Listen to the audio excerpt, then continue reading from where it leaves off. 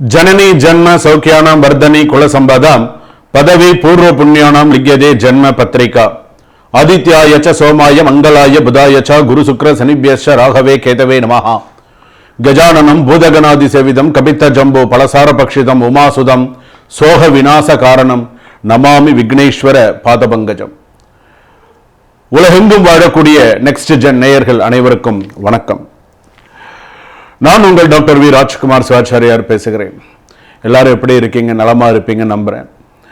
தற்போது நாம் பார்க்கக்கூடியது இந்த வார ராசி பலன் எப்படி என்று சொல்லக்கூடிய வகையிலே திங்கட்கிழமையிலிருந்து ஞாயிற்றுக்கிழமை வரைக்கும் வார ராசி பலன் எப்படி இருக்கு அப்படிங்கிறத நம்ம தெரிஞ்சுக்கிறோம்.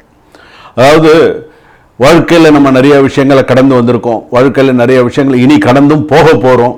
நிறைய விஷயங்கள் இருக்கு, ப்ளஸ் மைனஸ் நிறைய இருக்கு. எதற்காக இந்த வார ராசி பலன் அப்படின்னு சொன்னா இது பார்த்தீங்கன்னா நீங்க தெரிஞ்சுக்கணும். ஸோ எனக்கு இதெல்லாம் நடக்குது, எனக்கு இதெல்லாம் நடந்துட்டு இருக்கு, நான் இந்த விஷயத்துல இனிமேல் கவனமா இருக்கணும் அப்படின்னு நீங்க தெரிஞ்சுக்கிறதுக்கோசரம் தான் இந்த வார ராசி பலன். நீ இப்படி இருக்கணும், இதெல்லாம் உனக்கு மைனஸ், இதெல்லாம் உனக்கு பிளஸ், நீ இப்பெல்லாம் இதை செய், இதெல்லாம் இதை நீ செய்யாத, கொஞ்சம் கவனமா இரு அப்படிங்கிறதுக்கோசரம் தான் சொல்றது. 27 நட்சத்திரம், 12 ராசி, 9 கிரகம், இது நம்மளுடைய ஆளுமை. நம்ம ஒரு மனிதனாக பிறந்தவனுக்கு அதுக்காக தான் இந்த வார்த்தையை நம்ம சொல்றது. ஜனனி ஜன்ம சௌக்கியானம் வர்தனி குல சம்பதாம் பதவி பூர்வ புண்ணியானாம். நீ பூர்வ புண்ணியம் பண்ணியிருக்கணும். நல்லதா இருந்தாலும் சரி, எந்த ஒரு விஷயமா இருந்தாலும் உன்னுடைய கர்மா பலன், உன்னுடைய ஜாதக பலன் இதெல்லாம் உனக்கு நன்னா இருந்து யோகமா இருந்தது அப்படின்னு சொன்னா அடுத்து ஒரு விஷயமா நீ சக்சஸ் பண்ணிட்டு வருவ. அதுக்கு பேர் தான் காலச்சக்கரம்னு பேரு. காலச்சக்கர தசை அப்படிங்கிறது அதனால தான் ஒரு நேரம் காலச்சக்கரம் அது சொல்றோம் இல்லையா, ஒரு நேரம் மேல இருக்கிறோம், ஒன்னு கீழே வருவான், கீழே இருக்கிறவன் மேல போவான், காலச்சக்கர திசை அப்படின்னு பேரு. அப்போ அதனால தான் சொல்றது, நாம செய்யாததை நாள் செய்யும், நாள் செய்யாததை கோள் செய்யும் சொல்லுவாங்க. கோள்னு கிரகம். ஸோ அப்ப இந்த 9 கிரகமும் இப்போ இந்த வார ராசி பலனுக்கு நமக்கு என்ன சொல்றது, நம்ம ராசிக்கு என்ன சொல்றது? இப்போ முதல் விஷயம் எடுத்தோம்னா அஸ்வினி நட்சத்திரம், பரணி நட்சத்திரம், கிருத்திகை நட்சத்திரம் 1ஆம் பாதம் வரையில மேஷ ராசிக்கு எப்படி இருக்கு அப்படிங்கிறத நம்ம தெரிஞ்சுக்க போறோம். ஸோ முழுமையா வீடியோவை கடைசி வரைக்கும் ஸ்கிப் பண்ணாம பாருங்க. அப்பதான் இடையில நான் ஏதாவது ஸ்லோகம் சொல்லியிருக்கேனா, ஸோ ஏதாவது அந்த ராசியை பத்தின விஷயங்கள் ஏதாவது சொல்லியிருக்கேனா அப்படிங்கிறது உங்களுக்கு முழுமையாக நீங்க தெரிந்து கொள்ள முடியும். உங்களை பத்தி தெரிஞ்சுக்கிறதுக்கு நீங்க கொஞ்ச நேரம், உங்களுக்காக சிறிது நேரம் நீங்கள் ஒதுக்க வேண்டும். சில ராசிக்காரர்கள் தனக்கான வாழ்க்கையை வாழ்ந்திருக்க மாட்டாங்க. அதனால தான் இதை முக்கியமான ஹைலைட் பண்ணி சொல்றேன். என்ன நடுவுலலாம் நீங்க கேட்டுட்டீங்க அப்படின்னு சொன்னா உங்களுக்கு உங்க ஜாதகத்தை பத்தி நீங்க சிறப்பா தெரிஞ்சுக்கலாம். சரிங்களா? சிம்ம ராசி நேயர்களே, உங்களுக்கு எப்படி இருக்கு? மக நட்சத்திரம் சிம்மராசி, பூர நட்சத்திரம் சிம்மராசி, உத்திர நட்சத்திரம் 1ஆம் பாதம் சிம்மராசி. உணர்ச்சி வசத்தை கட்டுப்படுத்து. வடிவேல் சொல்றாருல படத்துல, உணர்ச்சி வசத்தை அடக்கு அப்படின்னு சொல்றாங்களே, அடக்குங்க.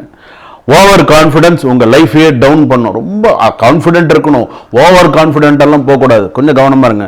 நான் நினைச்சதுதான் சரின்னு நினைச்ச அது உனக்கு லாஸ். நான் என்னோட கண்டிப்பு மாறு, நான் அப்படி இப்படி அந்த கௌரவமே உனக்கு வேணாம். நான் தான் சரின்னு நீ நினைச்சா அது உன்னுடைய லாஸ். அதுதான் நான் சொல்ல விரும்புறேன். இந்த வாரம் உங்களோட ஈகோ விட்டிங்கன்னு நல்லது.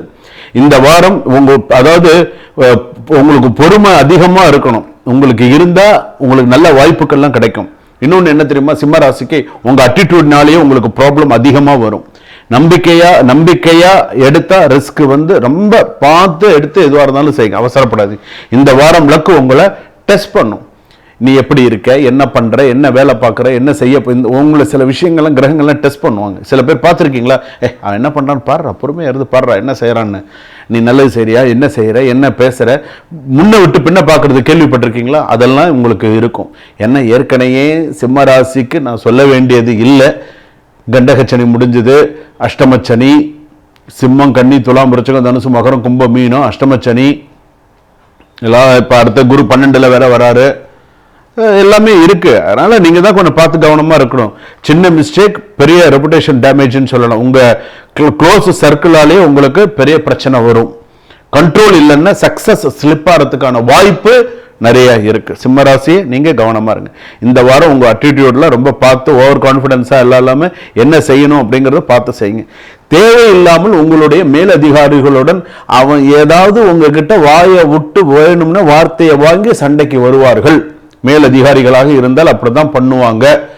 நீயும் அதுக்கு அவங்களுக்கு சமமா நீயும் போன அப்படின்னு வச்சுக்கோ. ஏன் நீ கிளம்பியா அப்படின்றோம், முடிஞ்சு போச்சு. அதனால கொஞ்சம் பார்த்துக்குவோம். மேலதிகாரிகள்னாலே அப்படி தானே, நமக்கு தெரியாதா? நமக்கு தான் தெரியுமே. இப்போ நானே ஒரு இடத்துல வேலை பார்க்குறேன்னு வச்சுக்கோங்களேன், இப்போ எனக்கு மேலதிகாரிகள் இப்போ யாராவது இருக்காங்கன்னு வச்சுக்கோங்களேன், அப்படி தான் சொல்லுவான், ஏதாவது பேசுவான். ஒன்று இப்போ நம்ம சில பேர் செல்ஃப் ரெஸ்பெக்டாக நீயாச்சும் வேலையாச்சுப்பா அப்படின்ட்டு வந்துடுவான். இப்போ நான்லாம் அப்படி தான் இருப்பேன். செல்ஃப் ரெஸ்பெக்ட்லாம் எனக்குலாம் ரொம்ப அதிகம். நீ லட்ச ரூபா சம்பளம் கொடுத்தா எனக்கு செல்ஃப் ரெஸ்பெக்ட்லன்னா நான் வந்துடுவேன், எனக்கு தேவையில்லை. அந்த மாதிரி இல்லை. உன்னோட பேக்ரவுண்ட், உன்னோட சில விஷயங்கள்லாம் சரியாக இருந்தால் நீ அந்த மாதிரி வரலாம். உன் ஃபேமிலி சூழ்நிலையை நீ பார்த்துட்டு எதுவாக இருந்தாலும் சரி. ஏன்னா இந்த வருஷம் உனக்கு அந்த மாதிரிலாம் பிரச்சனைகள் இருக்குது. ஓவராக இன்வெஸ்ட்மெண்ட் பண்ணி லாஸ் பண்ணிக்காத. ஸ்மார்ட்டாக இரு. எப்போ டிசிஷன் ஸ்மார்ட்டாக டிசிஷன் எடு. எப்போ நம்ம முதலீடு பண்ணலாம், எப்போ இன்வெஸ்ட் பண்ணலாம், என்ன செய்யலாம், ஏது செய்யலாம், பெரியவங்களை கேட்டு செய். நீயா அவசரப்பட்டு பெரிய பெரிய டிசிஷன் எடுத்து நீயா போய் ஒரு விஷயத்தில் போய் மாட்டிண்டு. ஏற்கனவே சிம்மராசி பொறுத்தளவுக்கு பெண்களுக்கு குழந்தைகள் இல்லாமல் ஒரு சைடு அவஸ்தை, ஒரு சைடு சிம்மராசிக்கு கல்யாணம் கூடி வராமல் சில பேர் அவஸ்தைப்படுறாங்க. கல்யாணம் கூடி வந்து 2வது கல்யாணம் நடக்க முடியாத அளவுக்கு சில பேருக்கு பிரச்சனை, ரிலேஷன்ஷிப்பில் பிரச்சனை. இந்த மாதிரி சிம்மராசிக்காரர்கள் வந்து பார்த்தீங்கன்னா மோளத்துக்கு 2 பக்கத்து அடினா இவங்க 4 பக்கமும் அடிதான். எல்லா பக்கமும் கொஞ்சம் பிரச்சனையில தான் அனுபவிச்சுட்டு இருக்கீங்க. ஆனா உங்க பிரச்சனையும் தீர வேண்டாமா? இப்படியே இருந்துட்டா போதுமா? வாழ்க்கை இப்படியே பிரச்சனை வாழ்க்கை போயிட முடியுமா? அந்த பிரச்சனை இப்பதான் தீர்றது. அப்ப தீர்றதுக்கு என்னதான் ஒரு வழி? அப்ப அதை பார்க்கணும் இல்லையா?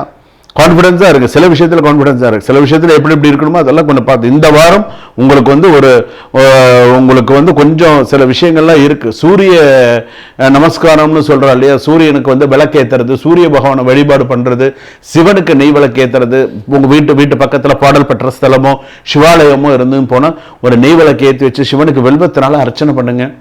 சிவபெருமான மனசால பிரார்த்தனை பண்ணுங்க. அதாவது நீங்க எந்த அளவுக்கு தெய்வத்துக்கிட்ட நெருங்கி நீங்க போறீங்களோ கண்டிப்பா கிரகங்களால உங்களுக்கு பாதிப்பு இருக்காது. நீங்க தெய்வ வழிபாடே இல்லாம இருந்தீங்க அப்படின்னு சொன்னா அப்புறம் என்ன பண்ணும்? கிரகங்கள் அதோடைய வேலைகளை செஞ்சுட்டு தான் இருக்கும். ஏதோ நம்மளுடைய சிறு தெய்வ வழிபாடுகள், நம்மளுடைய சிறு அதனால தான் வீட்டில எல்லாம் பாருங்க, சில பேர் கணவரெல்லாம் வேலைக்கு கிளம்பிடுறாங்க, பிள்ளைங்கள்லாம் ஸ்கூலுக்கு கிளம்பிட்டாங்கன்னா பெண்கள் என்ன பண்ணுவாங்க தெரியுமா? அழகா ஒரு சின்ன கூடையில எண்ணெய், திரி, விளக்கு, தீப்பெட்டி, பூ என்ன இருக்கோ அதை எடுத்துட்டு போய் கோவிலுக்கு போய் விளக்கேற்றி வச்சுட்டு ஒரு 10 நிமிஷம் உட்காந்து சாமி கும்பிட்டு, சாமிக்கெல்லாம் விளக்கேற்றி வச்சு நம்மளோட பிரச்சனைகள் தீருமா அப்படின்னு சொல்லி சாமி கும்பிட்டுட்டு வந்து மற்ற வேலையெல்லாம் பார்த்து, இப்போ வீட்டுக்கு வெளியில் போன கணவர் வீடு நல்லபடியாக வரணும், பிள்ளைங்கள்லாம் நல்லபடியாக படிச்சுட்டு வரணும். இன்றைக்கி எத்தனை பெண்கள் அந்த மாதிரிலாம் இருக்காங்க, நான் கண்ணால நிறைய பேரை பார்க்குறேன். ஸோ அவங்களோட வேலையை அவங்க பார்த்துக்கிறாங்களோ, அவங்க குடும்பத்துக்காகவே இருக்கக்கூடியவர்கள்லாம் இருக்காங்க. ஸோ அந்த மாதிரி இருக்கும்பொழுது இந்த சிம்மராசிக்காரர்கள் நீங்கள் உங்களுடைய விஷயத்தை நீங்கள் கொஞ்சம் கவனமாக இருங்க. இல்லைன்னா என்றைக்குமே கொஞ்சம் பிரச்சனைகள் இருக்கும். சரிங்களா? சுபம். வாழ்க வளமுடன்.